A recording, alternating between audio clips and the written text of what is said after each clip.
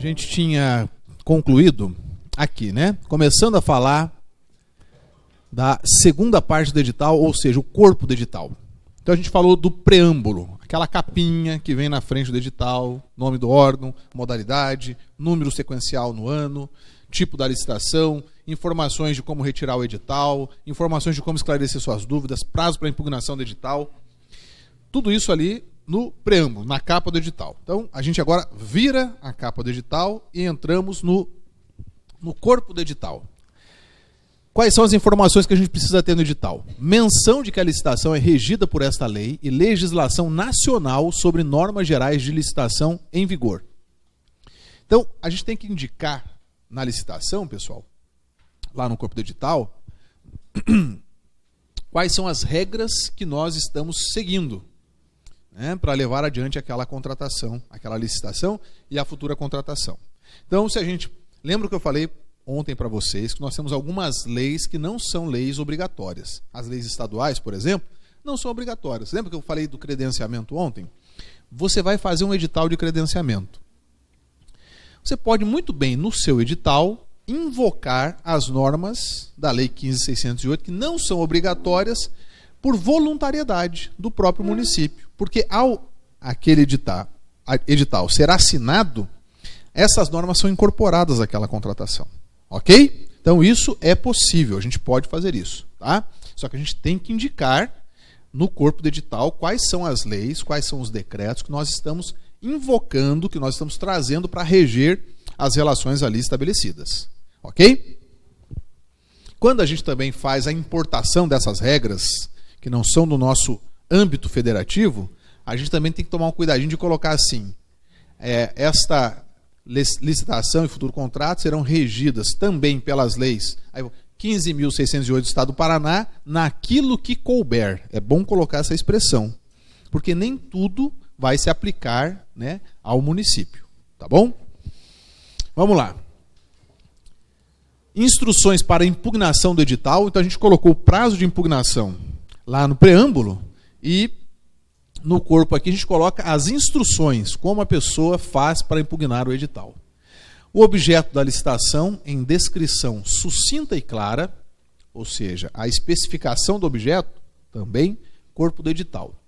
Condições para participar na licitação, a forma de apresentação dos documentos e das propostas, os procedimentos para a sessão de recebimento e análise, ou seja, todo aquele procedimento, passo a passo do procedimento.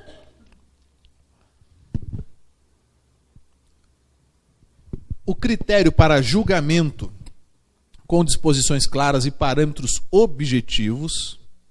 Preço máximo e as condições de pagamento. Olha só, preço máximo, pessoal, é uma exigência da nossa Constituição Estadual. Então, a Constituição Estadual, ela vincula, inclusive, os municípios, né? Constituição Estadual é para o Estado e para o município. Então, quando lá pede que nós coloquemos o preço máximo, tem que colocar. Tá? E não pode, obviamente, contratar acima do máximo estabelecido. Tá? Multa, juros de mora, atualização monetária incidente sobre o valor devido e calculado entre a data do vencimento da obrigação de pagamento e a data em que este efetivamente ocorrer. Instruções para os recursos, então a sistemática recursal, como é que recorre, quais são os prazos, como que encaminha, quem que analisa, tudo isso tem que estar previsto no corpo do edital. Prazo, as condições para a assinatura do contrato ou retirada do instrumento equivalente, as penalidades aplicáveis por irregularidades praticadas durante o processo licitatório pelo não atendimento às regras referidas na linha anterior. As condições de recebimento do objeto da licitação, olha só, condições de recebimento, tinha falado, mais para frente a gente vai voltar no assunto. Outras indicações específicas ou peculiares da licitação. O prazo para indicar o representante. Na terceira parte do nosso edital. Então a gente fechou o corpo do edital. Agora vem a parte dos anexos. Então, na concorrência, tomada de preço e no convite, o projeto básico, quando for o caso. Há situações que nós precisamos trazer o projeto básico, né? Situações, principalmente assim, de serviços mais técnicos, né? Em que quem vai executar precisa identificar os procedimentos que nós queremos, as técnicas a serem empregadas, inclusive para poder formular a proposta. Nesses casos, nós temos a obrigação de colocar um projeto básico. As obras e serviços de engenharia, sem dúvida nenhuma, né, temos que ter o projeto básico e, eventualmente, até o projeto executivo. Orçamento estimado em planilha de quantitativo e preço unitário compatível com os de mercado. Então, é anexo do edital o orçamento com preços discriminados, preços unitários, né, compatíveis com os de mercado. É a abertura do preço máximo da licitação. Tá? Minuta do contrato. Então, se a gente vai ter um contrato regendo futuramente essa relação, essa minuta do contrato, o contrato modelo, vamos dizer assim, tem que obrigatoriamente fazer parte também do nosso edital.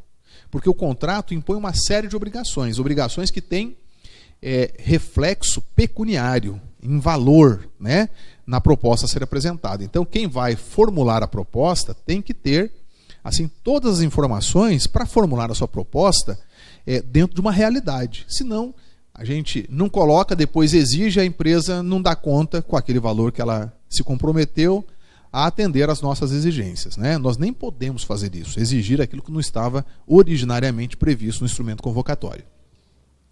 Outros elementos julgados relevantes pela administração. Então a gente já falou aqui bastante do termo de referência.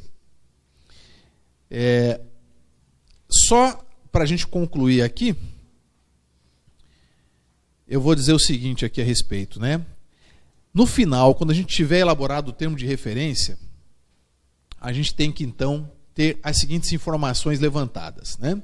A especificação dos bens e dos serviços, o levantamento dos custos, a definição dos critérios de aceitação, a definição dos deveres do contratante, as regras de fiscalização. Uma coisa importante, viu, pessoal, que também pouca gente observa, é o estabelecimento de um fiscal do contrato. Vai ter contrato, tem minuta de contrato, no edital já tem que indicar o fiscal do contrato. E aquele fiscal do contrato não é assim pessoa figurativa.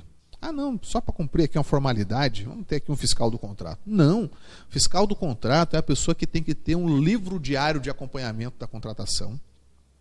Tem que lançar no livro, no dia 19 de fevereiro de 2016, fui até o local da obra, conversei com o preposto da empresa, cobrei dele que ele faça isso, verifiquei que faltou aquilo, dei a seguinte notificação. Eu sei, viu, Sandra, que não existe, Sandra, mas eu estou dizendo como é que tem que ser, Sandra. Tá? Mas tem que fazer. Não tem jeito, porque, veja, contrato, meus amigos, se a gente não fiscalizar, a gente sempre vai ser passado para trás. E aí depois, não dá para a gente ficar reclamando, dizendo assim, puxa vida, a licitação é uma coisa que só traz produtos de má qualidade, só traz serviços de péssima qualidade. E a nossa parte? De usar os instrumentos que a lei coloca à nossa disposição para a gente... Né? Então, assim, não tem fiscal do contrato, coloca você como fiscal do contrato, vai lá você fiscalizar. Tá? E aí, assim, demorou para fazer edital, fala com o prefeito, presidente da Câmara, olha, eu estou tendo que eu fiscalizar o contrato, não estou podendo fazer edital. Então você coloca outra pessoa aqui para fiscalizar. Porque contrato sem fiscalização é certeza de objeto mal cumprido. Não tenho dúvidas. Tá? Contrato não fiscalizado é afronta certa ao erário público.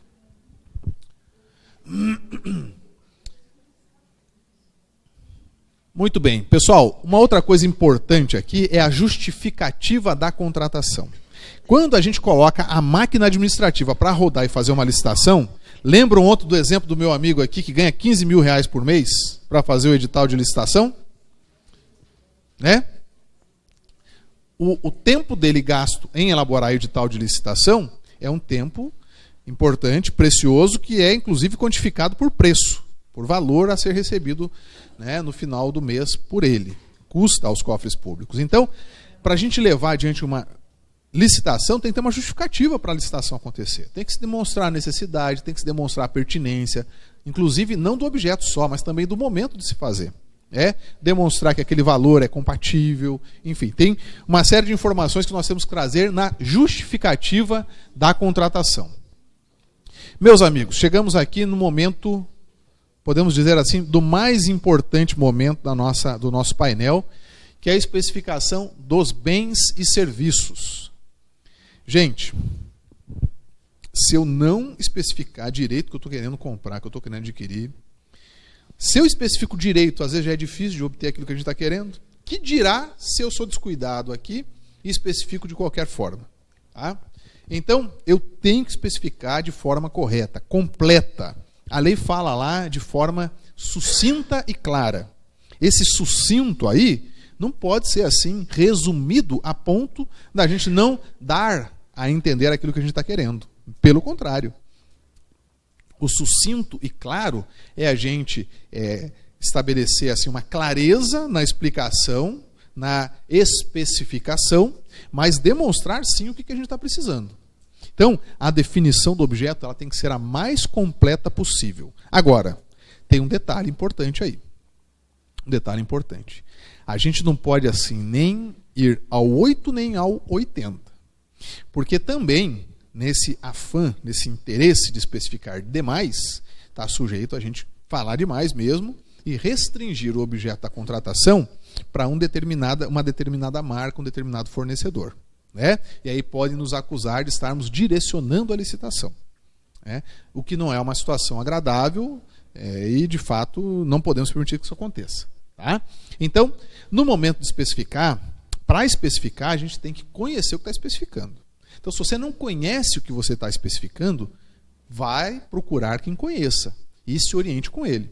É um equipamento de informática que você não tem informação nenhuma, né? Vai conversar com um especialista em informática. Não precisa ser só da administração.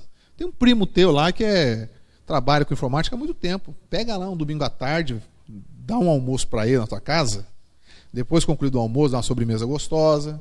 Aí você senta com ele no sofá, aproveitando que você está aqui, né? Assim, despretensiosamente, eu estou aqui com uma dificuldade aqui de especificar um bem que a gente está precisando comprar lá, pega as dicas com ele. Tá? Então, assim, você não precisa saber de todos os... conhecer tecnicamente todos os bens que a administração pode vir a comprar. E é impossível a gente falar numa pessoa que saiba de tudo, especificar tudo.